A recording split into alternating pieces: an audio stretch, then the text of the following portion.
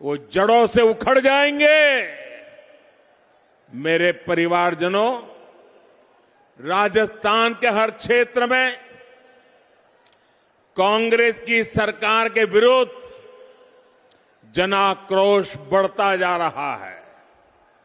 यहां की कांग्रेस सरकार युवाओं को अवसर नहीं बल्कि सिर्फ धोखा दे सकती है। राजस्थान में जितनी बार पेपर लीक होते हैं वो हर बार पूरे राज्य को शर्मिंदगी से भर देते हैं। यहां की कांग्रेस सरकार पेपर लीक माफिया को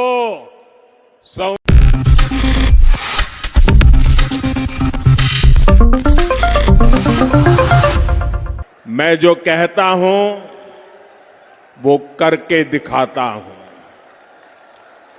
इसलिए मेरी गारंटी में दम होता है और ये मैं सिर्फ हवा में नहीं कह रहा हूं बल्कि बीते 9 वर्ष का मेरा पूरा ट्रैक रिकॉर्ड यही है। वहां मेरा आप सबसे प्रार्थना है, अब पेंडोल में कहीं जगह नहीं है, कृपा करके वहीं रुक जाइए।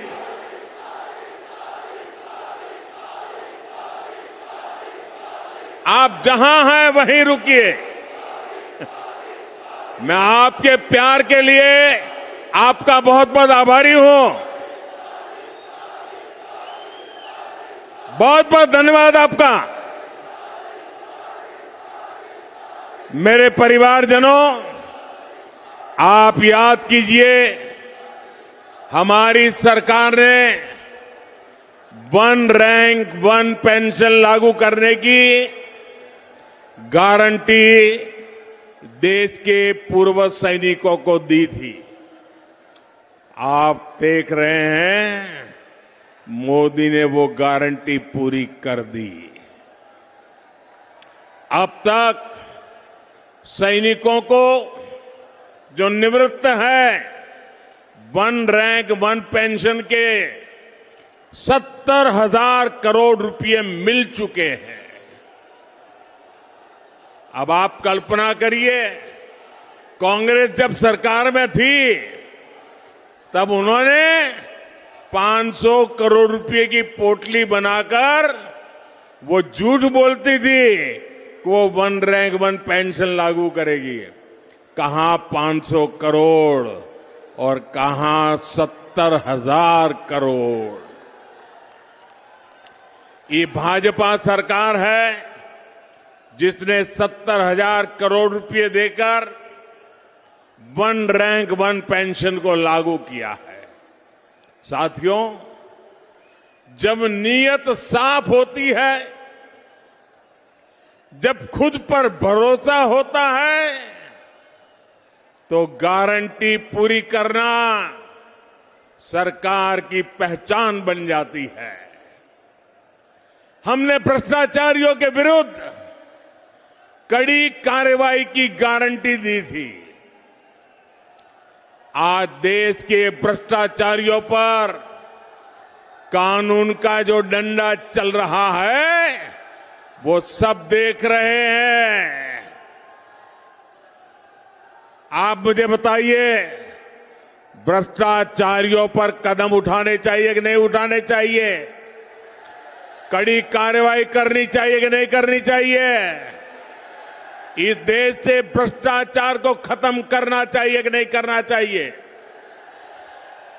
साथियों, 3 तलाक के चलते मुस्लिम बहनों के साथ अन्याय कई पीढ़ियों से हो रहा था। उम्मीद की कोई किरण नहीं दिखती थी, लेकिन हर बहन के आंसू पहुंचने की इच्छा शक्ति के कारण हम 3 तलाक के खिलाफ कानून लाए। इस कानून से लाखों बहनों को न्याय मिला है। मेरे परिवारजनों, कांग्रेस की कभी नीयत नहीं थी कि वो देश की महिलाओं को सशक्त करें।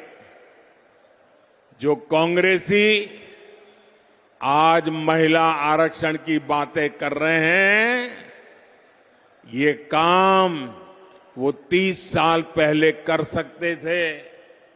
जब जब मौका मिला तब कर सकते थे। लेकिन सच्चाई ये है कि कांग्रेसी कभी चाहते ही नहीं थे कि महिलाओं को 33% आरक्षण मिले।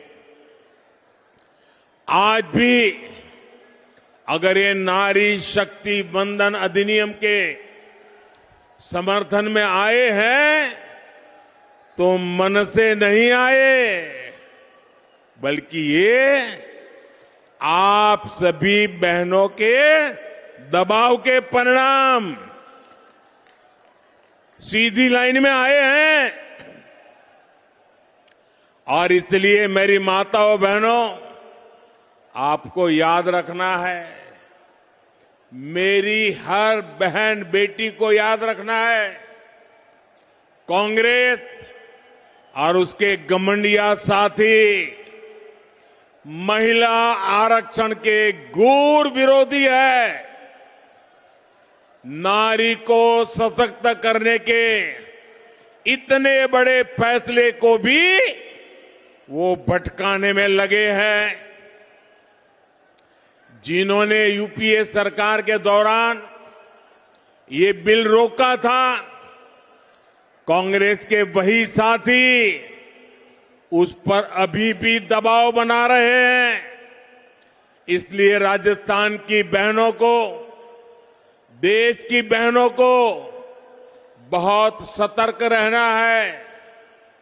मेरे परिवारजनों, राजस्थान तो गौरवशाली इतिहास और परंपराओं की भूमि है। यहां के कण कण में गौरव गाथाएं हैं। महाराणा प्रताप, महाराजा सूरजमल से लेकर राणा सांगा, राणा कुंभा तक, वीर दुर्गादास राठौर से लेकर गोविंद गुरु तक, मीराबाई, पन्ना धाय, रानी पद्मिनी से लेकर अमृता देवी, कालीबाई, कनबाबाई तक, ऐसे अनेक संतानों ने एक महान सनातन धरोहर हमारे लिए छोड़ी है। लेकिन कांग्रेस और उसके घमंडिया गठबंधन ने इस धरोहर के विरोध हल्ला बोल शुरू कर दिया है। इन्होंने घोषणा की है कि ये सनातन को जड़ से मिटा देंगे, हमारी पहचान को मिटा देंगे। कुछ वोटों के लिए तुष्टीकरण की पराकाष्ठा को राजस्थान का समाज अच्छे से समझ रहा है। और मैं जानता हूं, राजस्थान चुनाव में ही नहीं बल्कि आने वाले हर चुनाव में घमंडिया गठबंधन को इसका नुकसान उठाना ही पड़ेगा। वो जड़ों से उखड़ जाएंगे। मेरे परिवारजनों, राजस्थान के हर क्षेत्र में कांग्रेस की सरकार के विरुद्ध जनाक्रोश बढ़ता जा रहा है। यहां की कांग्रेस सरकार युवाओं को अवसर नहीं बल्कि सिर्फ धोखा दे सकती है। राजस्थान में जितनी बार पेपर लीक होते हैं, वो हर बार पूरे राज्य को शर्मिंदगी से भर देते हैं। यहां की कांग्रेस सरकार पेपर लीक माफिया को संरक्षण देती है। मैं आज राजस्थान के युवाओं को भरोसा देता हूं राजस्थान में बीजेपी सरकार बनने के बाद इस पेपर लीक माफिया पर सख्त से सख्त कार्रवाई की जाएगी। युवाओं के भविष्य के खिलवाड़ करने वाले किसी माफिया को बख्शा नहीं जाएगा।